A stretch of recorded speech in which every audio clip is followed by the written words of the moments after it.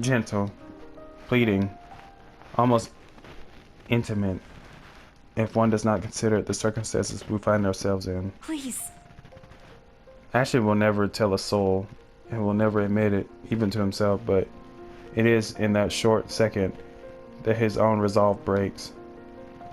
In the moment the hard edge in his eyes softens, and he relinquishes his hold on her, letting his hand fall limply on his side. Wordlessly, Isabella steps back and runs off, leaving only a muttered thanks and a small lackluster smile. Only after the last few of her footsteps fade away, does Ashton move, breaking the silence with his sharp exhales before reaching up to pinch the bridge of his nose in a gesture of frustration and surrender. I can't believe she just talked me into that. Don't worry, I'll get her back here. He's already poised to leave when my own instinct takes over. I reach for him, gripping his elbow with the same unyielding grip, the action prompted by voices whispering at the back of my head. He's not going to believe me, but he deserves a word of caution. Who knows where all of this will take us, how this will end. He shouldn't be caught off guard, beliefs notwithstanding. Ash, I know you don't believe in those things she's saying. And you know me. I am as less inclined to believe in those as you do. But please, try to hear her out. Even if it's not a ghost. Or a curse. I think there's still something odd going around here. What do you mean? Weird things. Like the feeling of someone watching you. Or shivers. The room suddenly getting cold. Like the weird thing Scaredy Cat says, you mean? To some degree. Look, Ash, I'm not sure what it is. It's bad enough that Isabella goes off like this without telling anyone. I'm just worried something might happen to her if she keeps at it. Talk to her, okay? As if she trusts me enough for that. Doesn't the fact that she approached you first about this, instead of me, already say a lot? A different kind of trust, granted implicit and never spoken, sometimes too big, too fragile to last.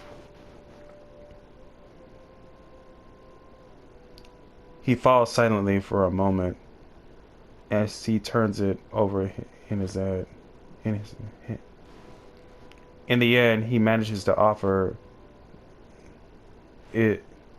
In the end, all he manages to offer is a small nod before he departs, and a promise to at least listen to her without the teasing or the jibes. A favor for me and the least he can do for her. This is as much as I can do for him, as well as until I've understood what's happening. I've understood what's happening to myself. I'm happening myself. Tonight, hopefully, where this will all start, will provide the answers I'm looking for.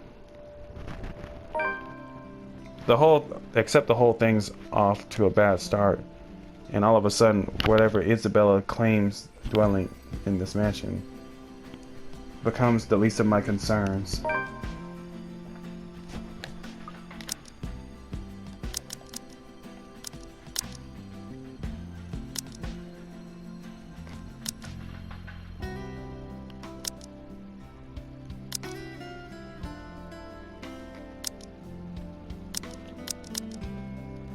Severely underdressed is a total understatement to describe how I look. Cars worth more than my own apartment and childhood home combined line the mansion's front yard. Men and women decked out in their best also flock near their entrance.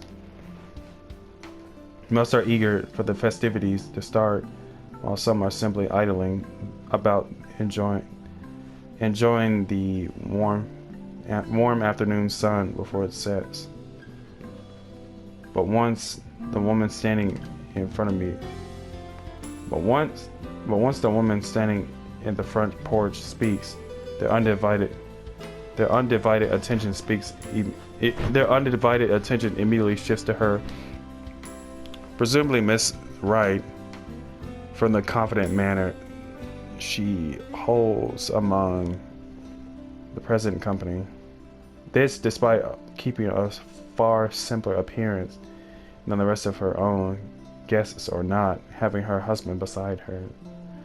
A trait worthy of utmost admiration at best. At worst, she is the envy of every woman, the subject of every gossip in Luxbourne. Welcome everyone.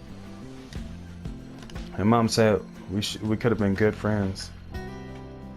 I can't even picture myself mingling with the kind of guests she has. Though I admit she does seem familiar. Now that I've seen her this close. Memories of sitting in a vanity not mine, being dressed in clothes far too fancy for my tastes. They flit briefly in my mind until her cheerful tone rises above the buzz and her at rapture audience again, I meant. Please make yourselves at home. I wish I could share her enthusiasm, really.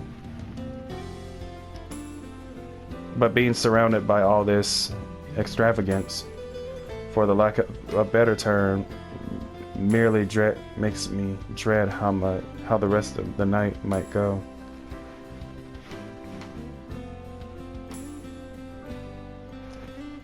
Also, knowing there might be some truth of what lies inside the place helps drive the unease further by a notch. Ashton, on the other hand, Be careful with Shirley, all right?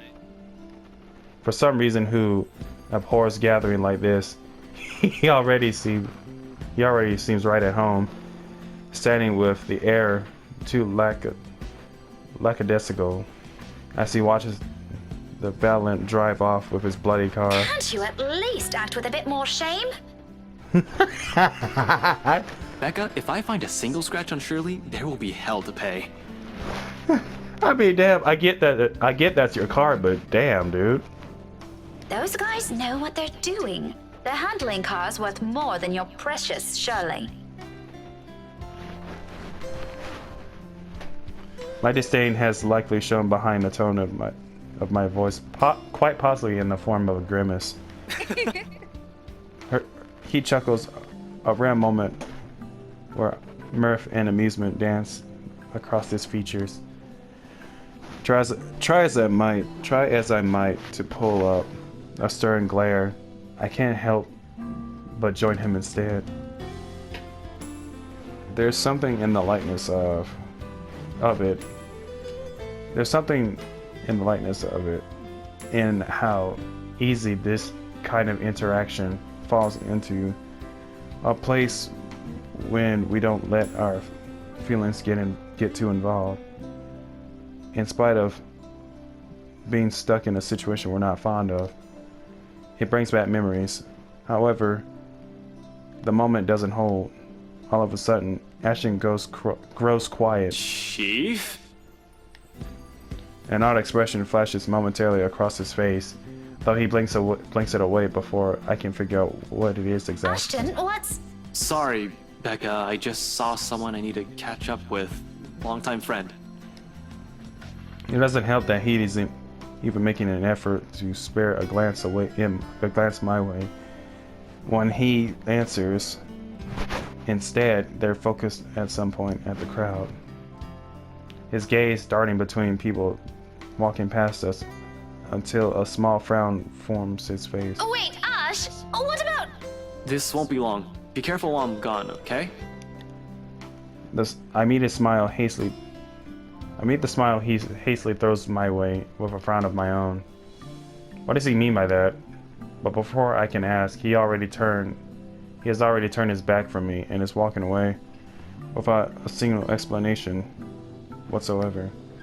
In some desperate effort, I try to catch up to him If only I know what warranted this sudden departure and its odd warning at the end. Hey, be careful! About what exactly? Only for my attempts to be interrupted by a muffled ringing from my pocket. Mom's cheerful voice greets me as soon as I enter. Yes, I'm at the party already, Mom. Yes, I'll say hi to her if I can. The conversation itself doesn't last long. Just a simple hello, a reminder to enjoy the party and to send their regards to their old student. But when the time calls in, when the call ends and I get to look up, Ashton's already heading inside. With a sigh and admittedly little disappointment, I tuck my mobile back into my pocket and follow after him. So much for date. Even with familiar company, this is somehow shaping up into a terrible evening. The party hits full swing an hour later, with the host's opening remarks giving still no sign of her husband. The poor woman and the guests promptly fed. The band shifts the melody into a livelier tone. Soon, laughter and the rhythm tapping of shoes fill the room, in all accordance to the lifting strains of music. It seems fun, I admit. Fascinating at certain moments. The flurry of dancers make the music their own. Although almost with no care in the world. Even so, if I weren't so indisposed, I'd have joined the crowd for a song or two. There isn't a lack of invitations anyway. Plenty of them, in fact, with some asking more than once. It's only my stubborn refusal that prevents me from joining them. And I can. A single nod is all it'll take. And the evening would have been far more enjoyable for me. But my pride and my own silly hopes.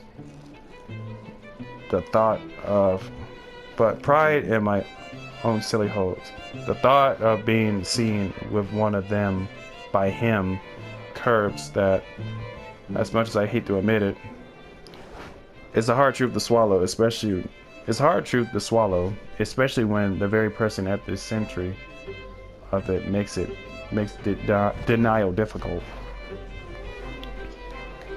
Can't even spare me a moment of his attention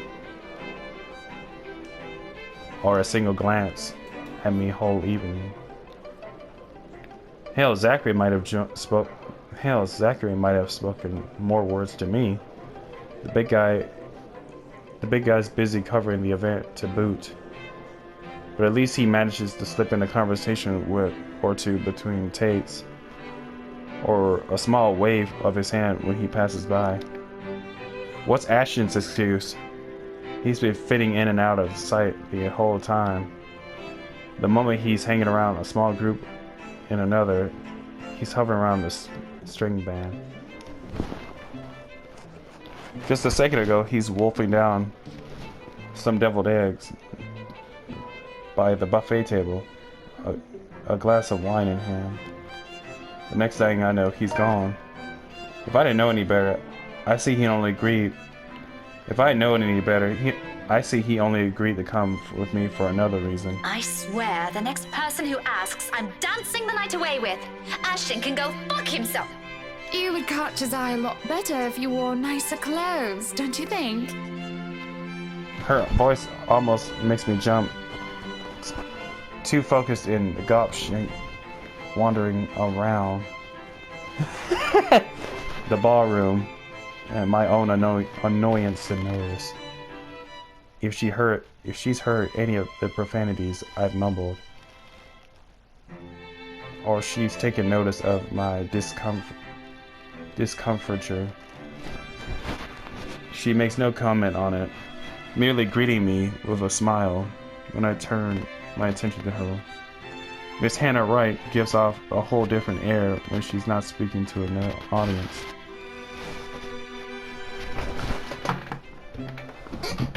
Homely, a bit too friendly for my liking. I'll be right back. I'll see if I can cook some dinner. Alright, I'm back. Honestly, homely, a bit too friendly for my liking. But I guess that comes from being raised in such an environment and having to deal with pompous, snooty people. Though I suppose nothing has really changed from years ago. I remember her carrying the same manner during the time and only visit, that one and only visit. Does she remember any of it? I won't be surprised if she doesn't remember. It has taken me a while myself.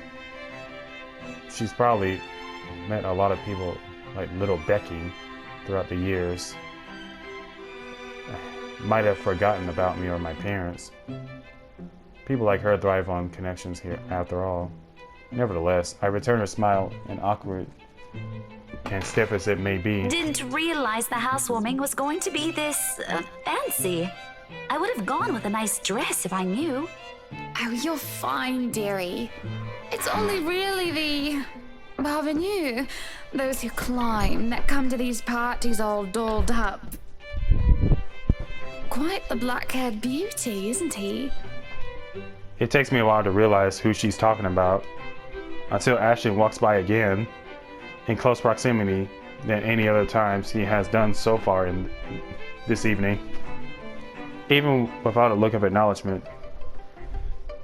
Even still without a look of acknowledgement our way, though. Even if Miss Wright speaks loud enough to catch the attention of anyone within earshot. Who, Ash? You know, you really shouldn't have turned down those offers. If I wasn't married, I'd happily go dancing with those young men. I reckon you would. But you said a name. Ash. That's the exquisite lad you've been looking at all this time. I don't know him, and I'm the one hosting this party. That must mean you know each other. Is he your boyfriend then? Because that would explain those rejections. This isn't the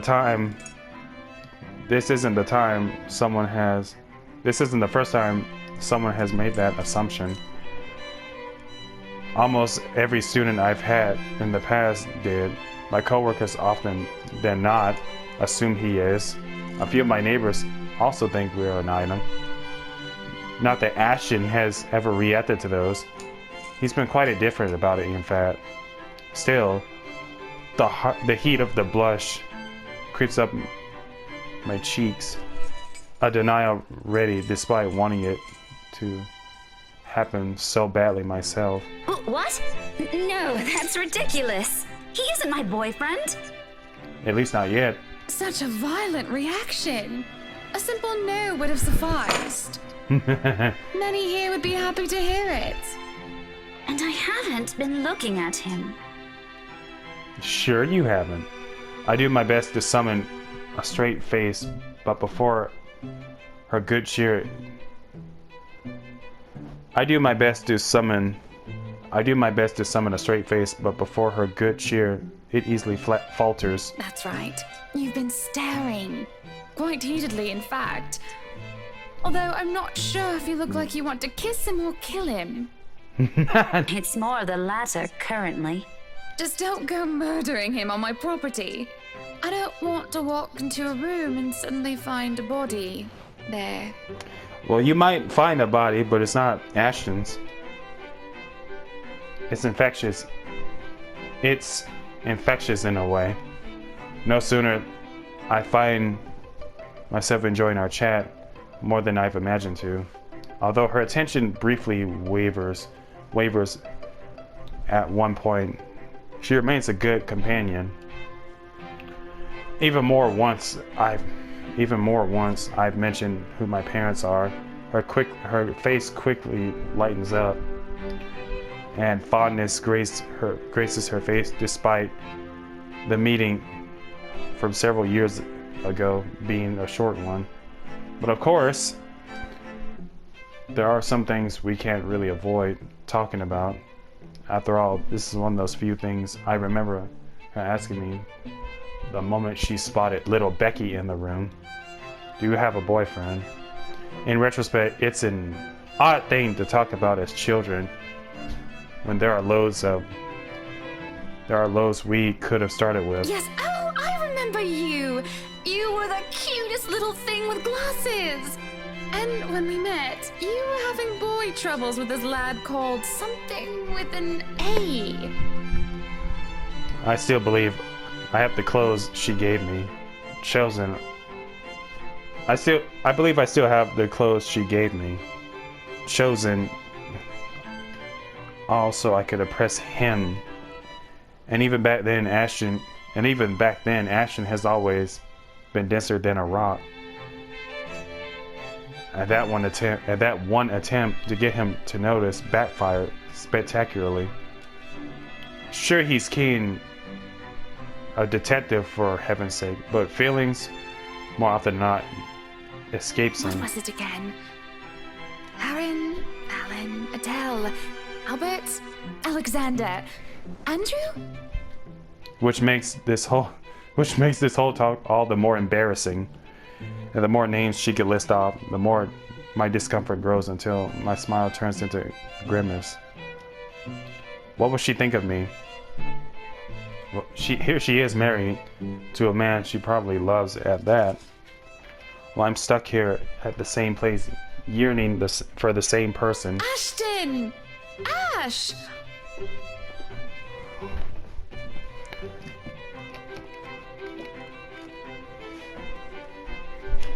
That man is that boy! The same one. Oh, goodness me, after all these years!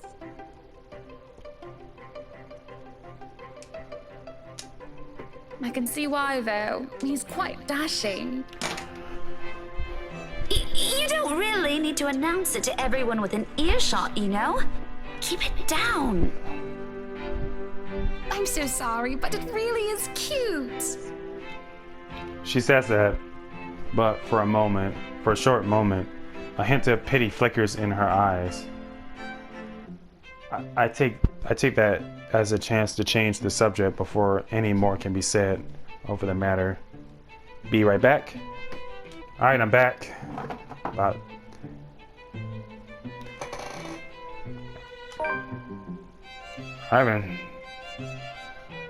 I haven't even sorted these things out for myself. So, this is a nice party, Miss Wright.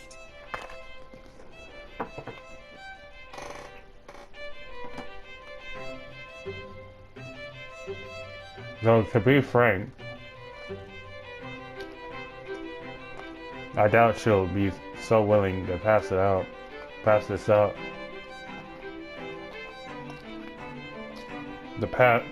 The topic has already captured her attention. Please, Anna is fine. We're friends of a sort, aren't we? We must be friends, seeing as I know about your little infatuation, Becky. Don't you worry, dearie.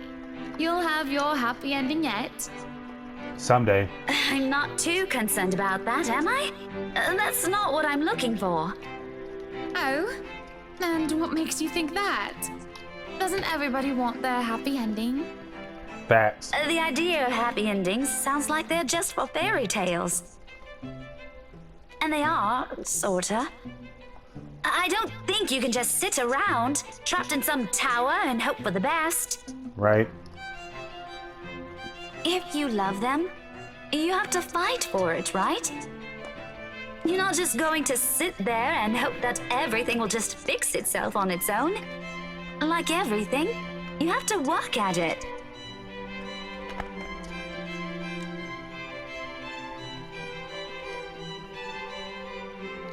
Hypocrisy, that's what it is. How dare I preach about something when it's exactly what I've been doing. And then, I go at I go and act as if I'm entitled to say any of it.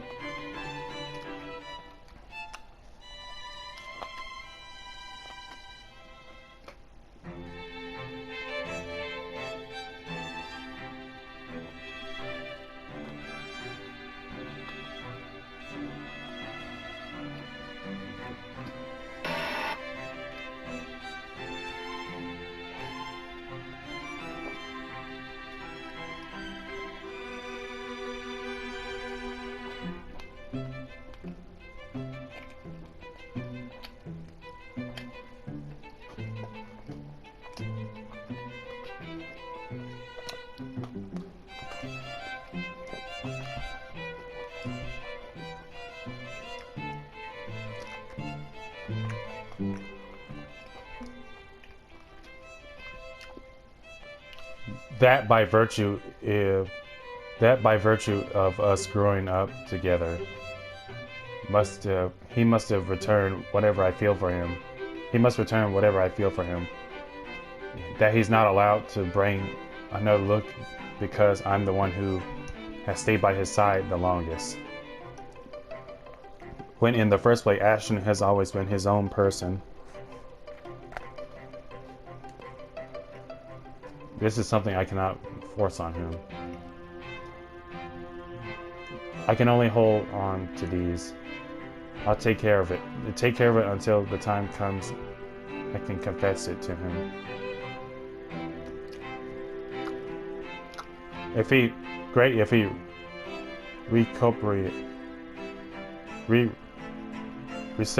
reciprocates. Great if he reciprocates, but if he can't, if he won't, selfish. I've been too selfish. But what do I know? I'm sure the daughter of the two greatest professors I've ever known is smart enough to know what she's talking about. At one point, I would have easily agreed to that. However, the past few weeks have also seen changes in the way I view things.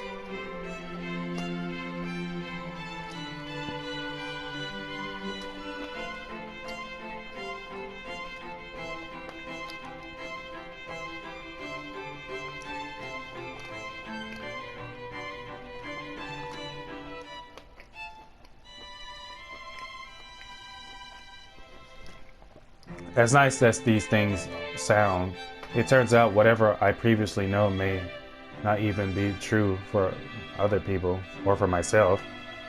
It is sobering and almost funny how things I might have said with such certainty before now has doubts muddying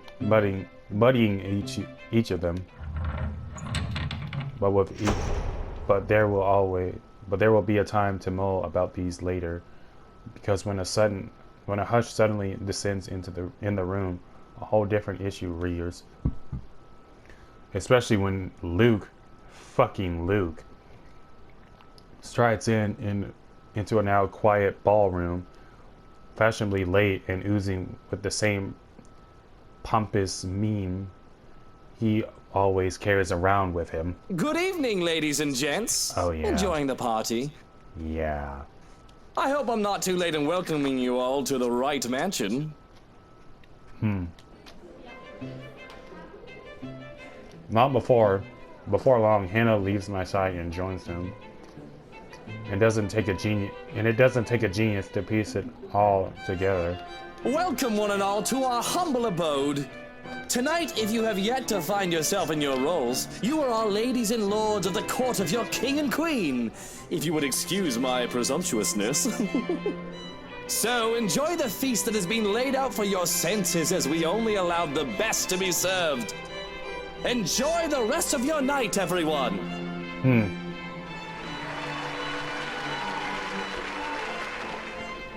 His attitude, the manner he carries himself around people, his unfamiliarity with that part of the city. Oh, fucking course. I should have known. Although I'm partially at the fault here. Tabloids and the gossip columns have never been really my thing. I should have also expected it that wherever Luke fucking Wright is some sort of drama will sure follow. He seems the kind of person who revels in I'm sure he seems the kind of person who revels in it. Figures it'll find him on its own, even when he's not asking for it. Oh yeah, this shit. It happens in the midst of a round of applause and hoots that people lagging behind the crowd they've gathered does not catch on until the cheers turn into several scandalized gasps. I am pregnant with your little bastard. You promised me you'll take responsibility. I still can't get over the fact that she chose to drink while pregnant. God damn it, Luke. I finally got you to talk to me after months of silence, and you do this to me. What do you mean you're pregnant with? Luke, is this true? Lies and slander, woman! Security! Johans, take her out of here before she makes an even bigger fool of herself! No, you do not do this to me. I was so ready to leave my stupid oaf of a husband. I told you to leave that damn wife of yours. Look at her. Does she look like she wants a baby? Does she look like she could take care of a baby? You can't either. Like you're one to talk, like she's one to talk. The commotion doesn't go further, despite the drunk woman appearing like she has plenty more venom to spill. In a little while. Sorry if I'm chewing, by the way. I'm eating sausages for dinner. Security shows up, escorting her out, and apparently she's the chief inspector's wife too. As if this whole thing can't get any more fucked up than it already is. What a mess. Yeah. But the damage has been done, and beyond the repercussions this will bring, I'm more worried about Hannah. Maybe Luke too, in part. Why would you be worried about him? I've seen the man that hides behind his self-importance and is someone who cares for the person who stands beside him. No matter how questionable that is now. After all, no anger is worse than that of a scorned woman. And Hannah, well, as refined and well-mannered she is in front of their guests, I'm not sure if she'll be all willing to tolerate this. Her party, her home, her husband, and that woman has just dared to walk over it. Yet, when I glance at her, there's only defeat, a weary slump on her shoulders, and a certain depth to her breathing. Like the fight has already been drained out of her long ago. I don't know since when this has been going on. I don't know either of them well to judge for myself. I'm simply an outsider who happens to have some kind of connection with both of them. But the air of a person whose wishes to respite,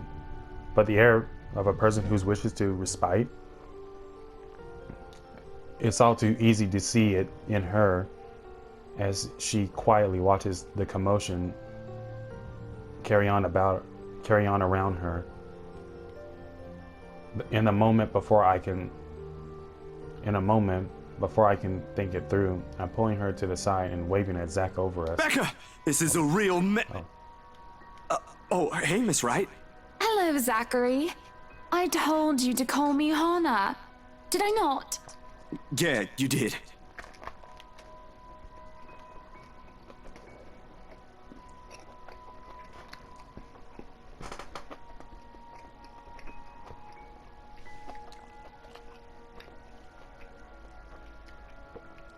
Immediately, this air of familiarity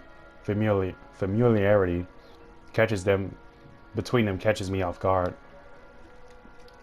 I won't put it past Hannah. Her setting in society compels her to keep appearances, the be nice to everyone sort of thing.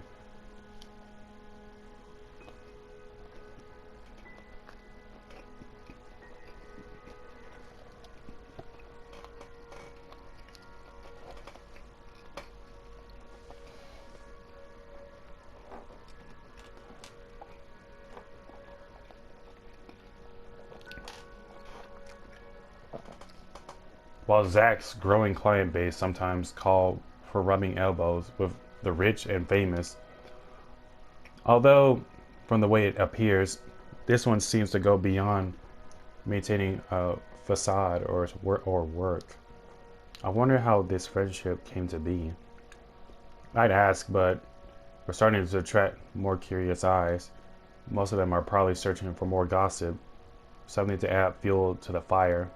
Thankfully, there's no need to explain to Zachary. He's aware of the situation all too well. So, this is what you called me for?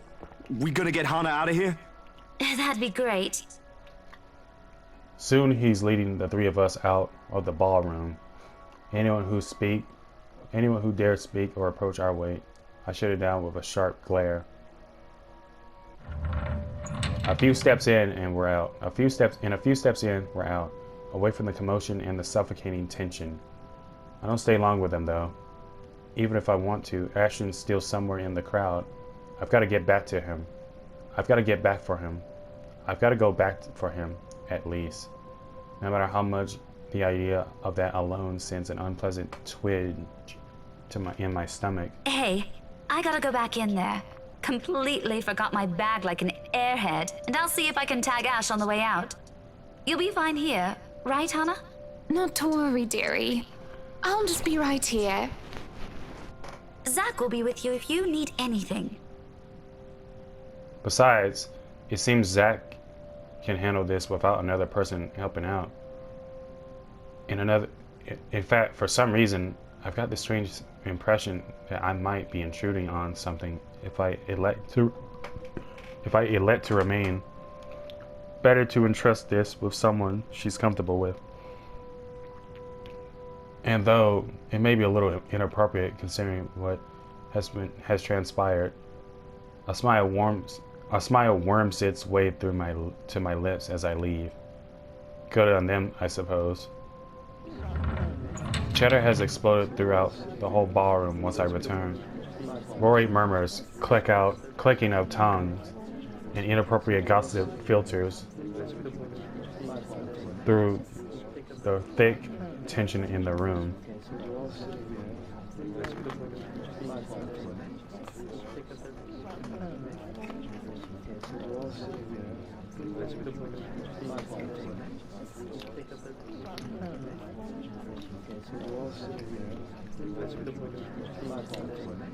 Most of them haven't left.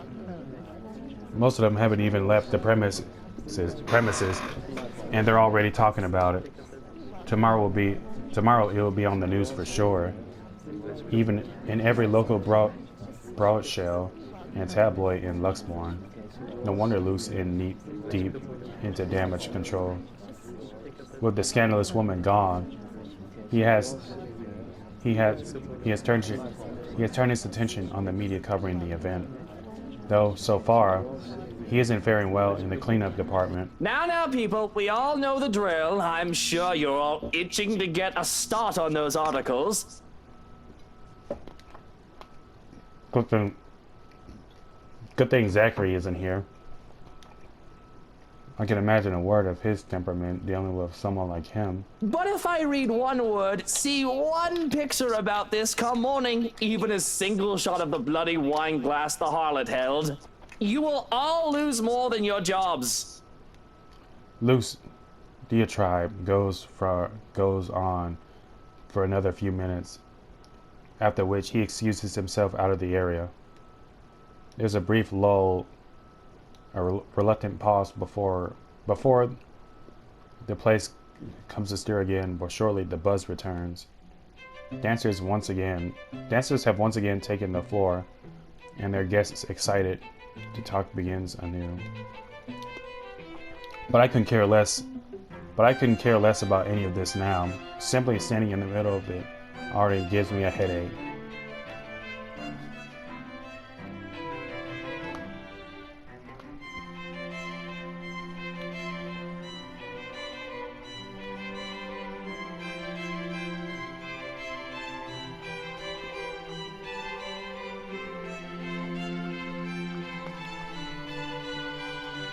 When the shock has faded, I feel bone tired.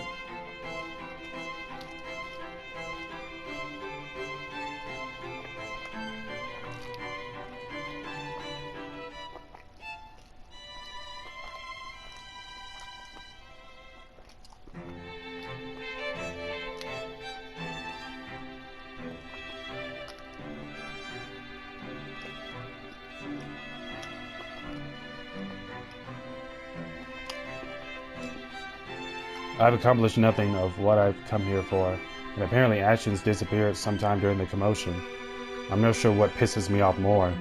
The fact that he ignored me the whole evening and might have just left without saying anything, or knowing he obviously has some other motive for being here. Can he at least trust his own friends for that? You didn't have to lie to me. It's the last straw. No longer in the mood, I grab my bag and head out, more than ready to end the disastrous night as early as possible. As it turns out, the night isn't done with me yet. Because no sooner as the port are closed behind me, I find myself standing alone in the foyer with one Luke Wright. No sign of Hannah or Zachary. Just him and the agitated clicks his shoes make while he treads lightly in an empty room. Away from the media's prying eyes and their guests' judging stare, it's easy to glean how much this scandal has him shaken. Not to the point where he has utterly lost his composure, but he appears to have mastered himself enough not to. But an ample opening is there for a nervous edge to show on the lines of his shoulder. What do you know? The man is not tough as he makes himself out to be. Sure, I've seen this before, briefly in that 1 second in the hallway at school. It's a strange matter, however, to witness this out in the open. Behind closed doors, this is the real Luke Wright. Though maybe that's because he hasn't noticed my presence yet, busy as he is with his thinking. If he is aware, I doubt he'll be acting like this. His pride is one thing he'll always wear with him. Even now, when I place a gentle hand on his shoulders, he whirls around to face me. There's a second long moment of anger flashing across his face before it dissolves into confusion. He tucks it away as quickly as he can, but it does nothing to change the impression I've built of the man in my head. Daisy, must you be everywhere? Rebecca. We've only met 3 times, Luke. Quit the dramatics. Besides, shouldn't you be aware of who gets invited to your party? If I was, there wouldn't be any of that scene tonight. That Munter wouldn't even get an inch within this property. I'd ban her off Luxborn if I could. He probably pawns everything off to their servants in Hannah. Pompous elitist douche. Did you just come out here to lecture me about it? Because, Daisy, I can already feel one coming tomorrow. I don't need to hear one from you tonight. You are a very unpleasant man. You are, yeah, he is.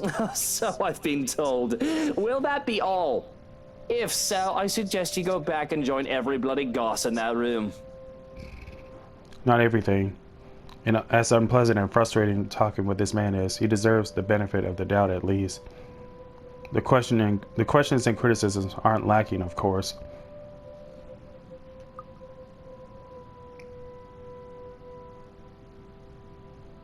Is there some truth to it then? To his credit, he does appear extremely offended and repulsed by the notion. His mortified expression alone answers the question.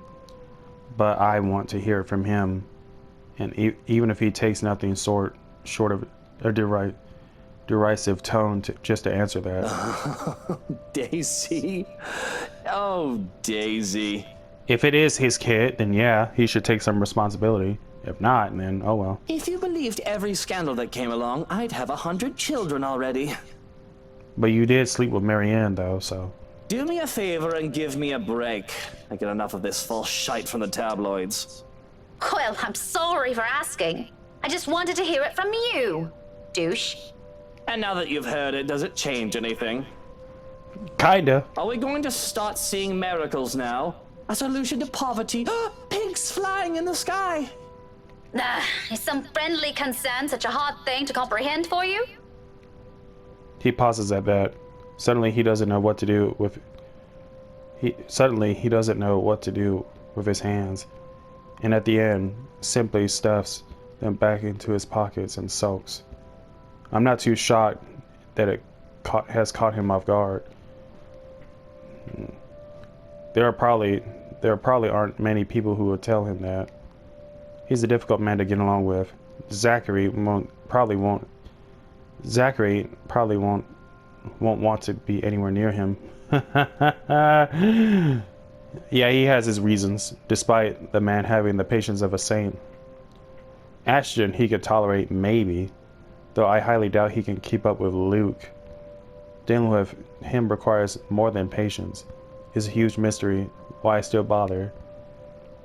When the awkwardness passes, mostly coming from him, he merely glances away. Maybe. I don't need your stupid friendship. Oh, good to know. Good heavens! I really want to ask how Hana's able to deal with you. He's interested. I can tell from the frown he shoots my way. He's likely wondering how I've ended up knowing her.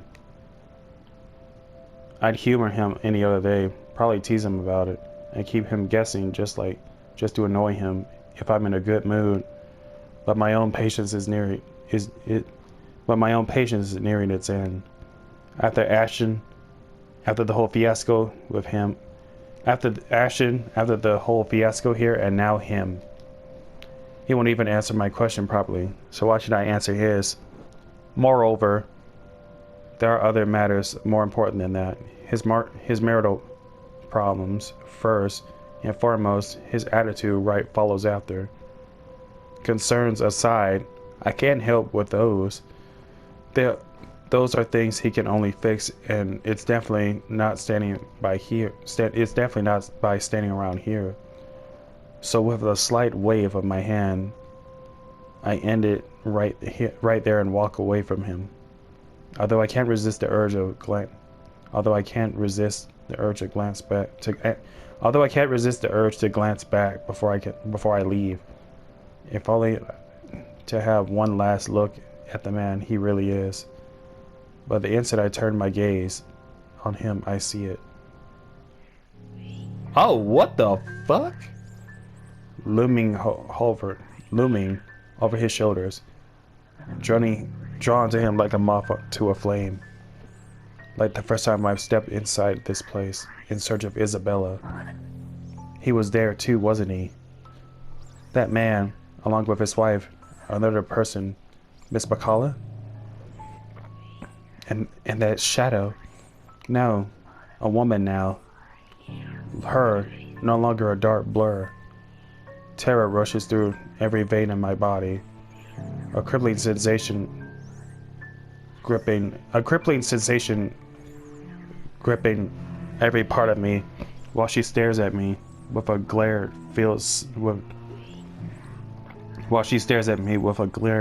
filled with nothing but hate and venom.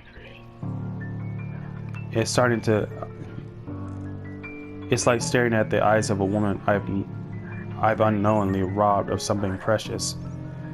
I try to say something, a warning, but before I can gather my wits and voice it out, someone shuts the door behind me, as if to keep the outsiders away from the secrets this mansion possesses.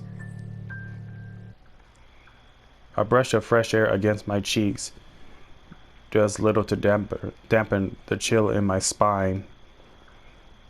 By now the sensation, the fear, the disquiet it leaves whenever I see her is familiar enough for me. Already it has made a home in my nerves. I don't even notice my trembling hands until I cross my arms across my chest The cold from the tips of my fingers seep through the thick material of my shirt. Neither of it helps bring together some semblance of coherent thought in my head. But I know it should. Someone has to tell that douche. I start walking back before fear can cripple me again. It's not wise. Returning that is, especially after what happened. But Hannah's still an old friend. And Luke doesn't deserve whatever misfortune that letter might bring. I can't just leave those two in there. Isabella's right. She's real, and there's something she wants from everyone who has read that. Becca, where'd you go off to? If we're done here, let's go. My mistake. The second his voice cuts through the crisp night air is that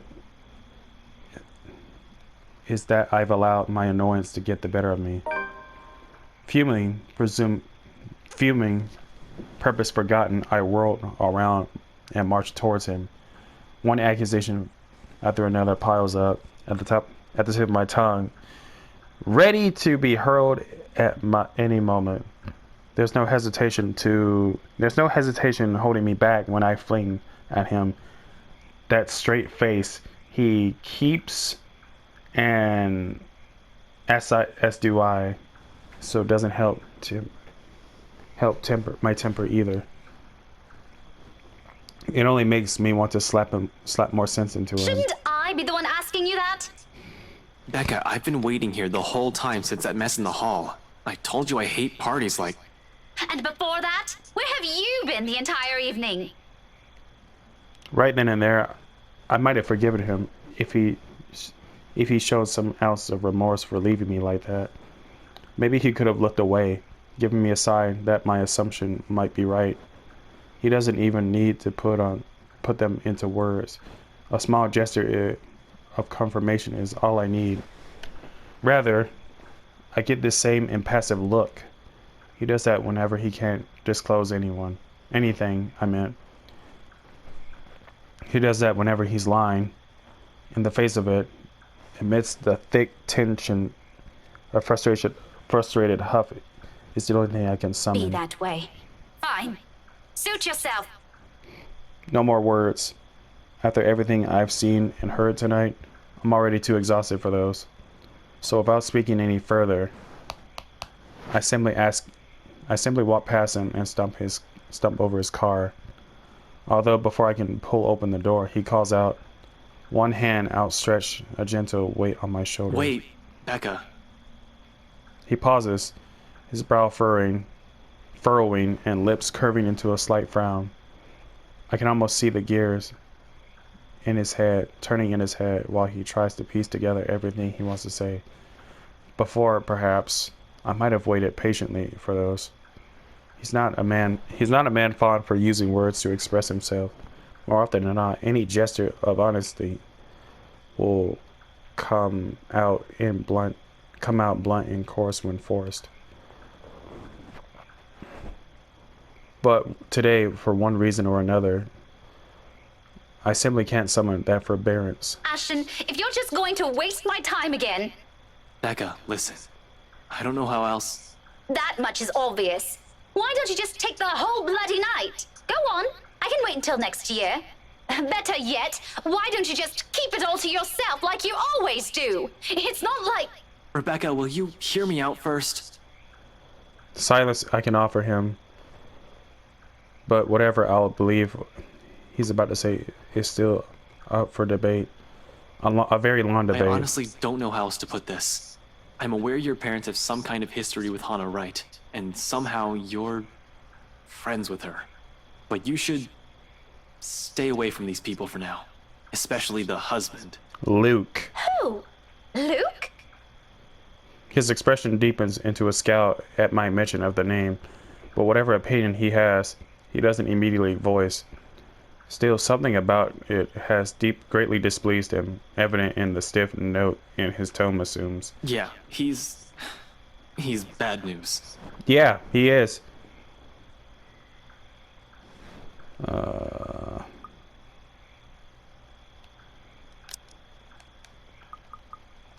Let's save just in case. Care to explain your reasons? I've not meant for it to sound as harsh as it does. But anger and frustration have never been a good match for me. And particularly in nights like this. Not surprising when Ash jerks back as if I struck him. For a fleeting moment, something akin to hurt darts across his features. His eyes narrowing and hands closing in tightly into a fist at his side. Then swiftly he glances away and shifts his focus on the line of trees, like a nearby answer can be gleaned from the dark expanse. I'm really sorry, Becca. What is it for? For the party? For the vague answer he continues to give? Does it include those times before this? The years worth of it? I don't doubt it, sincerely. I don't doubt its sincerity. However, at the moment, the forgiveness he's asking isn't something I'm willing to hand, furious as I am. It's frankly a wonder how I can keep myself from raising my voice at We'll him. talk about this tomorrow. And you better have a proper answer for me by then. There's a brief hesitation before I step away. A short moment of wanting to say more, of waiting as if he has something to add. He's only silent, eyes traded at a distance. It is the last glimpse I see of him before I climb inside his car. If the door slams with the same force as the anger I'm holding, its sound merely vanishes into the night unnoticed. He soon follows after, and shortly we're on our way back to the city. Yet, even with the city's bright lights welcoming us, the dense, sombre air from the mansion still lingers. The mood is almost at its highest by the time we reach Salemville. Even after our respective heads have cooled off, the atmosphere within the car remains ripe with unspoken tension. This isn't a problem so easily fixed with a few handshakes.